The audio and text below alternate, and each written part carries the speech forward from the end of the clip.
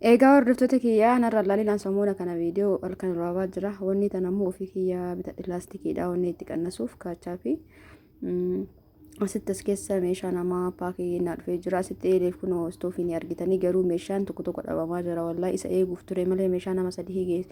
Kan nama tokko biraa fe'ame kadheen gaddalee viidiyoo godhe dhiyeessu ture. Kan nama tokkotu na bira jira amma meeshaan mana keessaa guutuun jechuudha. Garuu eelee daabbootii fi waan tokko tokko waan dhabeef turuu danda'eera.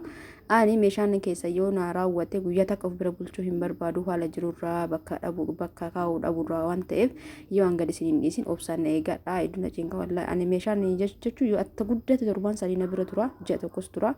Jechuun ani raawwadhu dhabee jechuudha malee raawwatuu fi natti yoo meeshaan jiraate torbee lama keessatti illee ni baa'uu fudhatanii illee ni beektanii yoo isin mijatuu baatee na bira ture malee jechuudha. Kanaafuu meeshaa kana mootu mi'a gad umraatti na waliin tura salaamtallee hin daganne.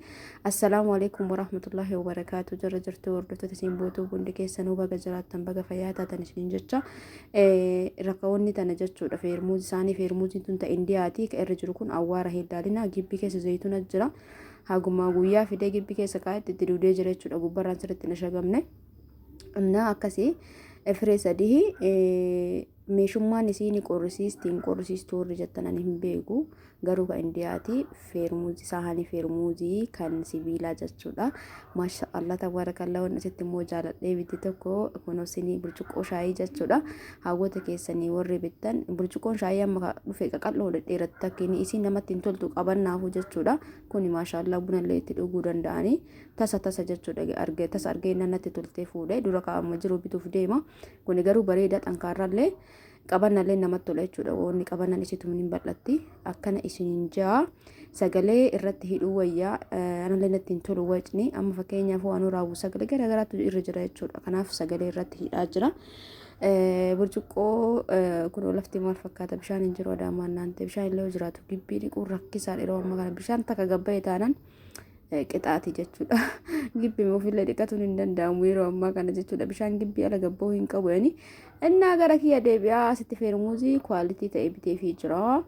Innaa asirratti mootu jookii fi burcuqqoo bishaanillee bitatteerti garuu jookii kana sababa barbaadeef jecha bakka kama dhugaatii maayikaa qabu san wajjin bitee fi ka gara jalaatiin jiru kun meeshaa nama biraa kan hanqate keessa innaante waan ajaa'ibaa onni sahaanii raaniin kun jechuudha. Maal dabalee miti kuuma meeqa ta'e 1700 bite jechuudha. Sahaanii raanii kana tokkoffaa isaa kan turkii baay'ee takka dabalee jira. Anna ajaa'ibee meeshaan hedduu dabalee jira.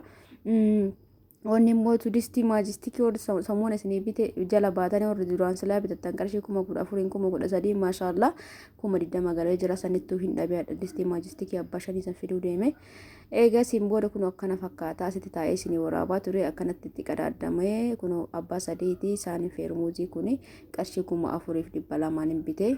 Kunoo kana fakkaata isiniin jaa hordoftoota kiyyaa asitti immoo burcuqqoo shaayii tana qarshii 4,250 immoo akkasiin bite. Kunoo tana fakkaatti sahaanii feermuuzii jechuudha. Dhugaa dubbatu foorri fayyadamtan mina ibsa sahaanii tana nuu bituu barbaade garuu sahaanii biraa akkanaa ni qabaa ture manaa sun hin qorrisiisu sababa sanirraa kan ka'e sahaanii feermuuzii waan jedhamu kun waan ho'isu natti hin fakkaatu isee waan tursiisu natti hin fakkaatu sababa sanii hin bitu jechuudha. Warri fayyadamtanii argitan barreessaa. Burcuqqoon shaayillee akkuma dura gizee baasunitti agarsiisa tana kun immoo akkanatti hin qadaadamti garuu nama ifaajessit jechuun malaan qadaadamti kun akkana jirti sadiinuu qadaadamti kana fakkaata. Akkana siin jaa hordoftoota meeshaan kun akka tasaa taatee kaleessuma na dubbiste harmeetti gara adaamaa dhimma ofiitiif dhuftee turte. Kanaafuu meeshaa kana itti naa kenni jettee haadhuu fi sarpiraayiz gootee jirti jechuudha. Maashaallah rabbi irraa haa jaalatu. Amma immoo daradaree isinitti agarsiisa durallee isinitti agarsiisee jira. Kanaaf akka tasaa ta'e nasiiba jechuun carraadha. Ani meeshaa bituuf gabba'uun kiyyeen oolu isin akkasnaan jennaan tolle jedhee kaleessuma ordarii irraa fuudhee kunoo amma sa'aatii kana viidiyoo godhee borummoo rabbi jedhe rabbi nagahan nu haa bulchu inshaallah. Itti kennuu fi waan qabuuf dirqama ganama itti kenne waan jetteef amma viidiyoo waraabaa jira. Hin waraabulle jedhee ture garuu haa ta'uti argitu jedheetummaa meeshaan kun walii galatti qarshii meeqa fixeettanii yaadan qarshii xiqqoodha. Qarshii 18,500 akkas fixe meeshaan jechuudha. Kabaajajiitti hin dhufe malee innaa akkas isiniin jedha hordoftoota kiyyaa kunoo kana fakkaata. Asirratti saarbisiin tunillee jirti ammaan. Ijoollee biraatiifis dabalee fide jedhee hin dhabe akka isaatan argee fi jira. qarshii 1500 saarbisiin fireen sadii tamaayikaa jechuudha. Namoonni saarbisii warqaammaa barbaadan maashaallah babbareen seenee jira qarshiin isaa rakasa wuddiidha malee rakasan jedhu. Isiniin jaa kunniin maayikaa yeroodhaaf nama tajaajila yaa of eeggannoo barbaachisaa lafa dha'ee jennaan qarxaam jechuun isaa hin hafu. Yaa garuu of eeggannoo qabda wanta akka irra dhiyeessuuf bishaan burcuqqoo fakkeenyaaf jookii fa'a irra dhiyeessuuf namatti tola. Yoo namatti illee waa kennitan amma saarbisiin sadiin tunu jirra ooltee jirti burcuqqoo shaayillee irra daradaratu danda'anii jookii kanallee burcuqqoo jawa jira daradaratu danda'an jechuudha. Barandarra taa'ee waraabaa jira wallahi dadhabee jira. Waanuma ganama erguuf ganama olii gadi ofuurra jedhee amma hidhee qopheessee hin dagadhaa beektanii isa tokko meeshaa. Innaa sanii fi kunoo kana fakkaata burcuqqoo maayikaa firiijaa fi jookii tokko qaba. Egaas haala kanaan qopheesseefii jira jechuudha. Onni as keessa jira. Kubbaayyaan as keessa jira. Egaa namoonni meeshaalee garaagaraa na gaafatan keessattuu shiitii Dubaay yeroo na gaafatan viidiyoo kaleessa uuman jettan laaltanii jirtu. Shiitii Dubaay isan jechuudha. Na biraan kun badee ture. Akka carraa fide jechuudha. Namoonni barbaadan firee 5 fudhatuu dandeettan. Fireen 5 qarshii 18,000 fooyi bicha'a. 17,000 fi hisaaba 3,500 qaba. Kaleessa akkasiin fuudhee waan addaa hin beeku. Wanni isin beeku qabdan shiitiin Dubaay kun shiita wajjin jira baawonii wajjin jira. Shiita wajjin gatii irraa kasaa garuu kaleessa kan arge baawonii wajjin fidanii akkasumas hodhaa hin hodhame sanii ol ta'uu danda'a. Akkasuma bittinii isaa yoo barbaadan qarshii 3,500 qofaan daftanii na biratti ordarii godhachuu dandeettanii. Gabaa irra kasaayiziin isaa gabaabbatu qarshii 3,200 3,000 jiraatu danda'a. Kuni garuu waan gabaabbatu miti yoo miicitanillee akkasitti wal tara jechuudha. Qarshii 3,500 gatiin isaa namoonni barbaadan firee 10 firee 5 fudhachuu dandeettan baay'ee babbareeda. Na biraammaa qofallee osoo hin taane diizaayinii garaagaraatiin illee ol keessa gootanii fudhachuu dandeettanii. Namni baay'ee na biraammaa na gaafataa ture. Jidduma viidiyoo meeshaa dhiisee waan biraa haasa'aa jira. Koddaa kana naan jettee jirti. Koddaan kun biibduu qaba. Woroomni isaa maashaallaa qorqoorroo waan cabuu miti bakka maashaallaa isiniin jaa. Firee meeqa fide gisee barumsi banamusaan baay'isee fidee ture. Waaw beeksisa waan hin gooneef namni waan na bira jiru itti fakkaatu amma fixee jira. Firee lama bichatu nama harkatti hafe tokko sii kennee jira qarshii 1,000 gatiin isaa.